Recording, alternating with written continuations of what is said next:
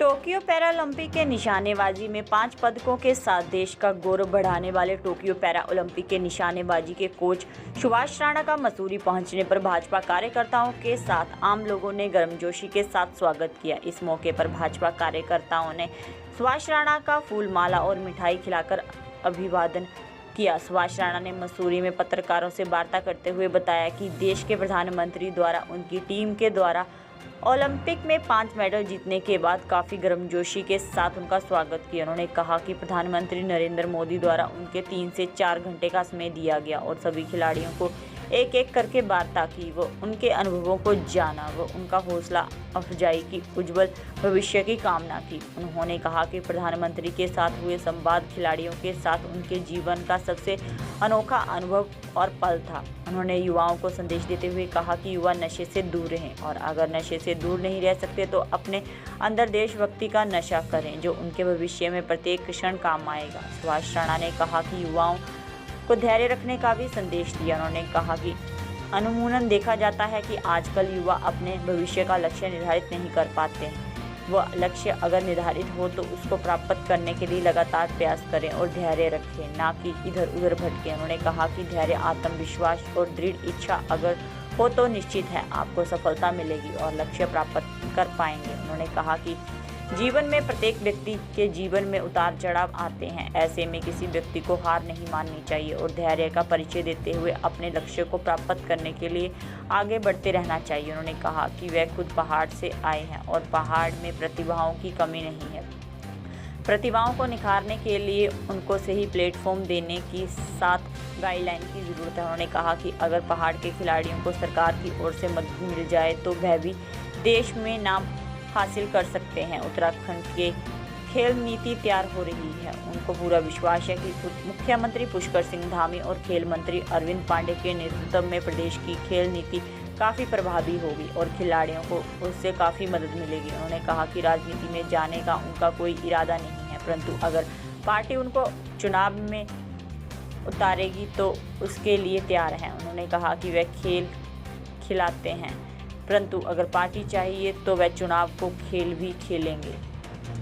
सबसे पहले हमने शुरुआत यहीं से करी, नीचे मैनार हाउस में रहते थे, यहीं से पैदल जाते थे ITBP स्कूल में। तो यहाँ पे स्वागत होना तो मतलब एक आत्मा की शांति वाली बात है कि बहुत स्वागत तो हर जगह होता है, लेकिन जो खुशी, जो आनंद यहाँ मिल रहा है उसका मतलब अनुभव मैं बता नहीं सकता। प्रधानमंत्री जी ने बहुत गर्मजोशी के साथ मिले, मतलब मैं पहले भी कई प्रधानमंत्रियों से मिल चुके हैं, लेकिन उनके समय मतलब 3.5 से 4 घंटे वो हमारे साथ बैठे, एक एक आदमी से बहुत विस्तार में बात करी और जो उन्होंने एक माहौल बनाया वहाँ पे और जो हमारे अंदर एक मोटिवेशन भरा आगे के लिए, वो मैंने पहले कभी नहीं देखा इतना।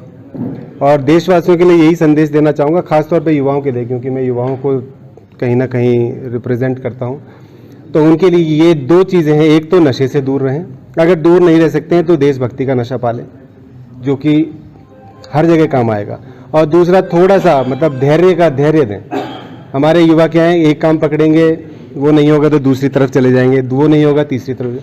तो उनको एक ये और संदेश देना चाहूँगा, कोई भी काम करते हैं थोड़ा सा धैर्य रखें, मतलब आपकी जीत सुनिश्चित है। देखो, यहाँ पहुँचने का सफ़र तो बहुत लंबा है। हम लोग यहीं से शुरुआत कर लें तो 1985 में दिल्ली चले गए थे हम लोग। उसके बाद पहले खुद शूटिंग करी पापा के साथ लग के, फिर उसके बाद 98-99 से कोचिंग में आ गए।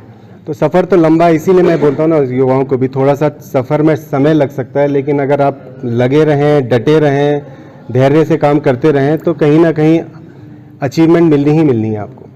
और आपके सफ़र में ऐसा नहीं कि हमेशा चढ़ाव ही चढ़ाव होंगे, उतार चढ़ाव हर जगह होते हैं, बट वो पार्ट है, उसको जितनी सहजता से आप लेंगे उतना ज़्यादा बेटर आगे लाएंगे। हम तो चाहते हैं कि पहाड़ में जो टैलेंट है, मैंने जैसे अभी बताया, उतना टैलेंट मुझे कहीं भी नहीं देखा, पूरे वर्ल्ड में कहीं ऐसा टैलेंट नहीं जितना पहाड़ों में, क्योंकि यहाँ पे जो नेचुरल काम करने की शक्ति है, मतलब आदमी को अपना पेट पालने के लिए भी मेहनत ही करनी पड़ती है। तो जितना टैलेंट यहाँ है उतना कहीं नहीं है, बट इनको थोड़ा सा बेटर इंफ्रास्ट्रक्चर, थोड़ा सा सब गवर्नमेंट की तरफ से सपोर्ट और हमारी तरफ से जितना सपोर्ट हो पाएगा हम पूरा करेंगे। खेल नीति के बारे में क्या कहना चाहेंगे? उत्तराखंड खेल नीति के बारे में आपने बताया। देखिए, खेल नीति अभी वैसे पूर्णतः आई नहीं है, लेकिन जिस तरीके से सुनने में आया है, जो हमारी मीटिंग्स हुई हैं मुख्यमंत्री जी से या खेल मंत्री जी से, तो खेल नीति में काफ़ी प्रावधान है, तो चाहे वो नौकरियां हैं, चाहे कैश इंसेंटिव है, चाहे इंफ्रास्ट्रक्चर है, सभी के बारे में बताया गया। बाकी जैसे ही आती है उसके बाद आपको पता चल ही जाएगा कि राजनीति शुरू हो जाती है। आप बोलेंगे कि राजनीति में हम नहीं है तो वो भी नहीं, जो वोट देने के लिए एलिजिबल है वो राजनीति में है। अब कितना एक्टिवली आप उसको देखते हैं, कितना प्रोग्रेसिवली देखते हैं, वो आपके ऊपर है। 2022 में दाव खेल सकते हैं? तो हम खिलाड़ी नहीं, हम खिलाने वाले हैं सर। बाकी ऊपर वाले खिलाएंगे, खेल लेंगे, नहीं खिलाएंगे, काम करेंगे। सियाराम टाइल्स एंड ग्रेनाइटो खुल गया है अब आपके शहर ऊना के साथ लगते रकड़ कॉलोनी में। यहाँ पर आपको मिलेगी अपने घर, किचन और बाथरूम को सजाने के लिए बेहतर क्वालिटी की फ्लोर टाइल्स, ग्रेनाइट, मार्बल। हम आपको उपलब्ध करवाएंगे लगभग 800 से ज्यादा अलग अलग डिजाइन की टाइल्स। इसके साथ साथ जिला में पहली बार एक ही छत के नीचे मिलेगी आपको यहाँ विभिन्न प्रकार की टाइल्स, जिसमें आपको मिलेगी heavy duty tiles, full body vitrified, GBT tiles, inspired by nature, big slabs for kitchen and double charges tiles and pavers. और इसके साथ साथ दीवारों को खूबसूरत बनाने के लिए Spark tiles, blank tiles, Estilo tiles की भारी मात्रा में डिजाइन उपलब्ध करवा रहे हैं सियाराम टाइल्स एंड ग्रेनाइटो। तो जल्दी आए, मौका छूट न जाए। बेहतर क्वालिटी, बेहतर क्वांटिटी, बेहतर प्राइस के साथ साथ नोट करें, टाइल्स और मार्बल लगाने के लिए बेहतर कारीगरों की व्यवस्था भी यहाँ उपलब्ध है। हमारा पता है Siyaram tiles and granito, Rakkar Jalgran Tabba, Una, Chandigarh road, Una. हमारा संपर्क सूत्र है 8219282128 और 94597